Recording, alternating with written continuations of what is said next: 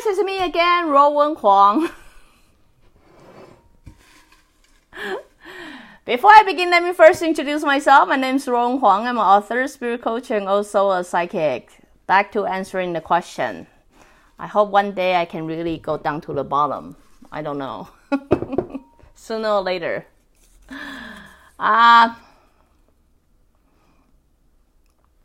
Somebody want to know the main cause of creating the anxiety personality or avoidance personality. It's an emotional disease. I think I mentioned this before. For ones to create anxiety or the avoidance, again, eventually you realize there's patterning. What it is that they are scared of. What it is you're scared of. You must be afraid of something. Because that things create such an impact of you, then you start creating a pattern, a behavioral pattern, believing that's a way of protecting you. So you will get anxiety. You will anxiety depending on people. That's very likely you probably have fear of being abandoned because you're afraid. Therefore, you tend to clingy more or attach to people more. Right, and then avoiding personality usually have a tendency of confrontation. They're afraid of confrontation, right? So hope that answers your question. I mean, if it doesn't, I guess we'll have to come back and talk about it again. But basically, from what I can roughly give you, it is an emotional disease. It's creating by ones have difficulty confront their own emotion, knowing there's something they're afraid of. Now you just have to figure out what it is that they're afraid of. Therefore, you will create certain behavior to protect or what they think could protect them from being hurt by that things that they're afraid the most. So anyway, hope that answered your question. If not, I guess we just have to come back to it again.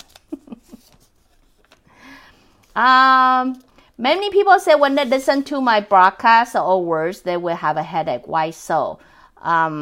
It's because my vibe is too strong, so they cannot handle it. Everything in the world is frequency. Everything in the world is frequency. I don't say mine is very strong. I have my low sometimes too. That might be reason why.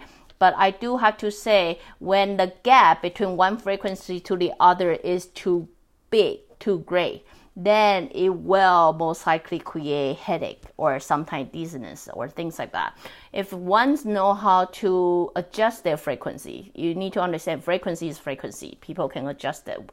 Once you start to know yourself better, and once you know yourself a little bit better, then you more likely know how to adjust your frequency to adapt the environment or the people that you're dealing with, right? So I would say the reason they have headache or reason you have headache, it could be because the frequency, the gap between my frequency and your frequency is too big.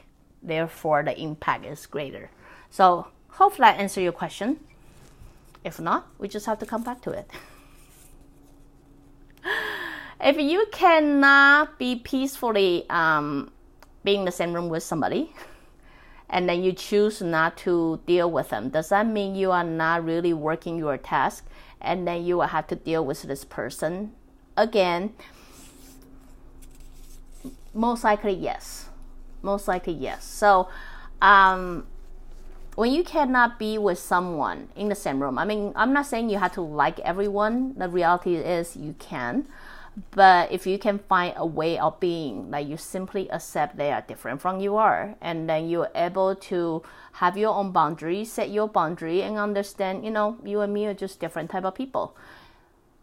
Then I would even say that alone you're already working your task, right? But if every time you think of someone and then you have that anxiety happening and then you try to avoid being in the same room with them or try to avoid them altogether, well, I get it, like personal preference. If I don't like someone or if I don't like something, I come to this age, I would say, why bend my arm to do it?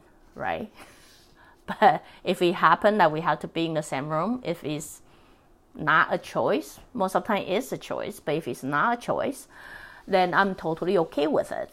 Then I would say in that regard, you most likely already done your test. I would not worry too much about it. I mean, come on.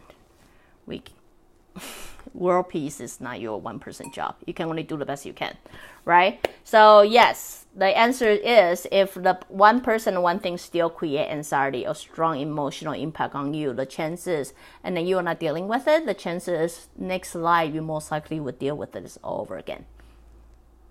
It's not the news you want to hear, but it is what it is. So, number 4. Is it really like a top God, like, top of the line God exists under the universe? Is he a vibration, or is he exist in any other form between you and me or outside you and me? I cannot answer that. I don't think it's what you describe it is. It's not a being. It's not a being. But I do believe in the universe there are stronger force that's beyond a being that exists, right? And it is vibration. It is an energy form, and then it could be exist other form than our understanding of God. It could be within us, and it could be outside us, because it fall into the pattern of one, the world of one. So hope that makes sense to you. If not, again, come back to it some other time. So again, if you like what I'm doing, you can always join me live on Facebook, or go to subscribe my YouTube channel or my website, ruowen.com. Till then, next time. Bye.